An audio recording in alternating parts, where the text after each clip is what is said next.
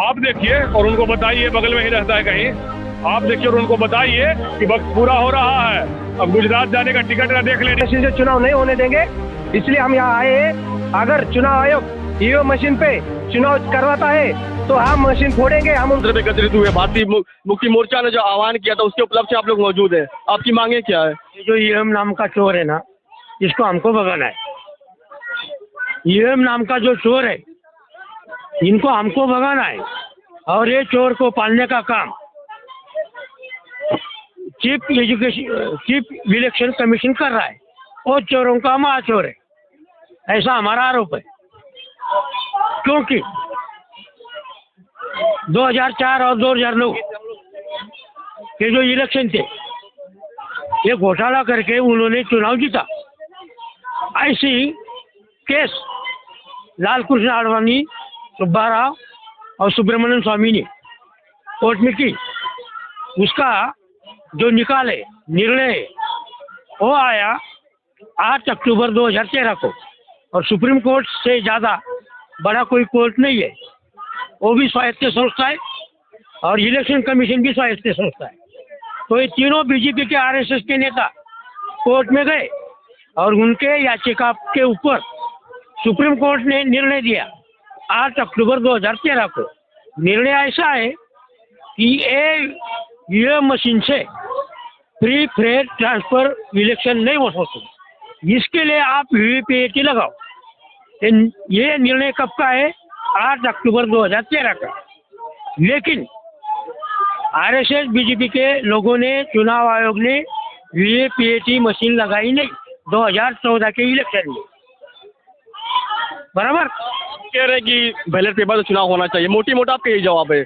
लेकिन सवाल ये उठता है कि काफी कम दिन है लोकसभा के चुनाव में, 3 से 4 महीने बचे हुए, तो संभव है क्या कि बैलेट पेपर से चुनाव हो पाना? तो इसके पहले बैलेट पेपर चुनाव नहीं होते थे, इसके पहले बैलेट पेपर से चुनाव होते थे। बैलेट पेपर से चुनाव होने की वजह से हमारा वोट कहाँ गया, हमने कहाँ डाला? ये फिजिकल एविडेंस है। ये मशीन फिजिकल एविडेंस नहीं है, इसलिए ये मशीन की चोरी पकड़ने के लिए सुप्रीम कोर्ट ने निर्णय दिया कि भाई वीवीपीएटी मशीन लगाओ और उनको 100% वीवीपीएटी मशीन के अंदर से जो चिट्ठी निकलती है उसकी गिनती करो। अगर उसकी गिनती की तो ये मशीन की चोरी पकड़ी जाएगी। लेकिन वीवीपीएटी मशीन से जो चिट्ठियाँ निकलती हैं उनके सिर्फ 1% गिनती होती है, 99% चिट्ठियों की गिनती नहीं होती है। हमारा आक्षेप, हमारा आरोप, ये मशीन चोर है। क्या रहता है बताइए? धन्यवाद। मेरा नाम चंद्रकांत नागावकर है, मैं महाराष्ट्र के कोल्हापुर जिले से हूँ। पहली बात तो जनता को ईवीएम मशीन नहीं चाहिए, तो फिर किसको चाहिए? जो इलेक्शन होता है उसमें हर मतदार का वोट होता है।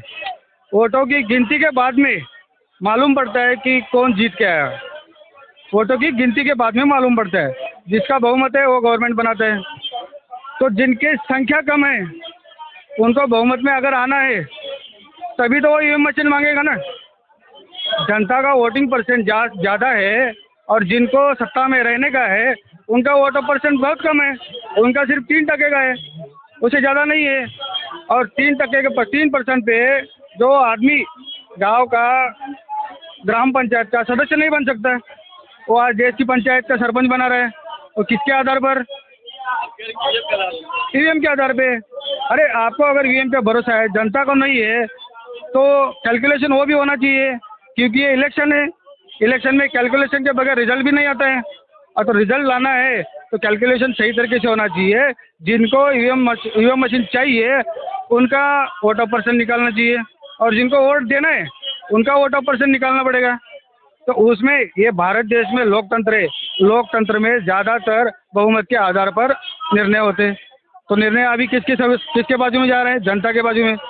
तो फिर ये क्यों मान रहे हैं कि नहीं चाहिए हमको? ये एक षड्यंत्र है, उनको सत्ता में रहने का है। आप ये भी आरोप लगा रहे हैं कि सरकार इस पर खुल के बात नहीं करती है। सरकार हो गई, चुनाव ये हो गया, ये लोग बसते हैं, जब भी आवाज़ में बात करते हो क्लियर बात नहीं करते कि क्या होना चाहिए क्या नहीं होना चाहिए, क्योंकि जनता एक तरफ बात करे तो विश्वास नहीं दिखा रही है ईवीएम पे।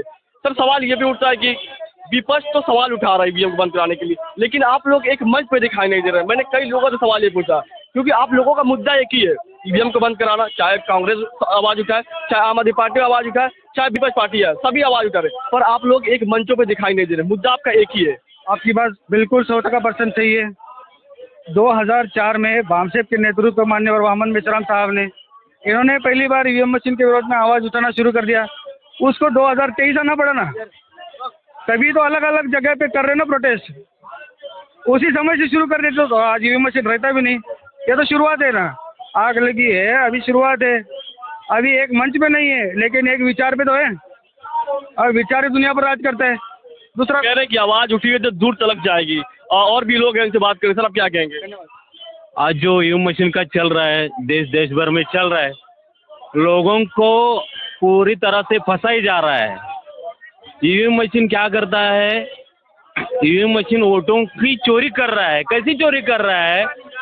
मेरा जो उम्मीदवार है, जो मेरा कैंडिडेट है, उसको मैं मतदान करने जा रहा है, लेकिन उसको मतदान नहीं जा रहा ना, उसको वोट नहीं जा रहा है।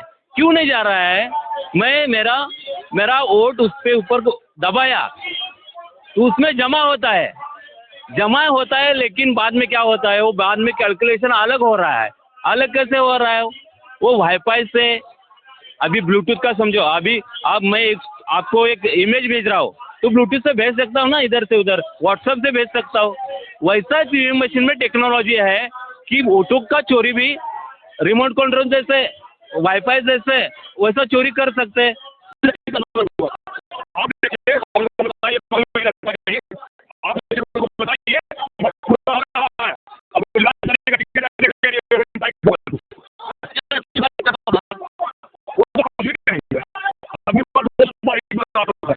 हम ईवीएम का विरोध करने आए हैं। ईवीएम मशीन से चुनाव नहीं होने देंगे, इसलिए हम यहाँ आए हैं। अगर चुनाव आयोग ईवीएम मशीन पे चुनाव करवाता है तो हम मशीन फोड़ेंगे। हम उनको बताने आए कि हमें ईवीएम मशीन नहीं चाहिए, हमें बैलेट पेपर चाहिए। क्यों आरोप लगा रहे हैं? ईवीएम तो लोग बता रहे हैं कि, और चुनाव आयोग, बीजेपी वो लोग बता रहे हैं कि ईवीएम मशीन जो निष्पक्ष है, उससे कोई छेड़छाड़ नहीं कर सकते आप। उसके बावजूद भी आप लोग सड़कें पे उतरे हैं। संविधान में ही लिखा है कि ईवीएम मशीन से फ्री फेयर ट्रांसपेरेंट चुनाव नहीं हो सकता। आप सुप्रीम कोर्ट ने 2013 को 8 अक्टूबर 2013 को खुद निर्णय दिया है कि ईवीएम मशीन पे गड़बड़ी होती है, उस पे चुनाव नहीं करा जाए। फिर भी चुनाव आयोग बीजेपी से मिलकर ईवीएम मशीन पे चुनाव करवा रहा है, इसलिए चुनाव करवा। आरोप लगा रहे हैं कि बीजेपी और चुनाव आयोग मिली भगत से काम कर रहे हैं। भगत है, दोनों की मिली भगत है। उनको पता है अगर हम मशीन पे बैलेट पेपर पे चुनाव लेते हैं तो हमारा कोई सीट लगने वाली नहीं है।